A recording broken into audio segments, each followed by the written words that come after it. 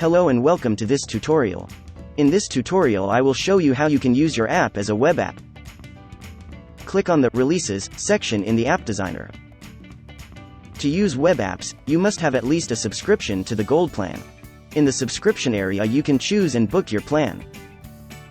A web app is nothing more than a link that you can share with your customers. If you open this link on a smartphone, your app will be started in the browser. This can now be used without the user having to download your app from the App Store. Once your customer has opened the app as a web app, it can also be installed on the smartphone. Click here to see how exactly a web app is installed. As soon as you have created an app, a web app link is automatically generated.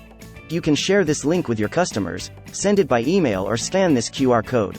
You can of course also print out this QR code and make it available to your customers. You can adjust the web app link at any time using the Configure App Names button. That's it. Have fun and see you next time.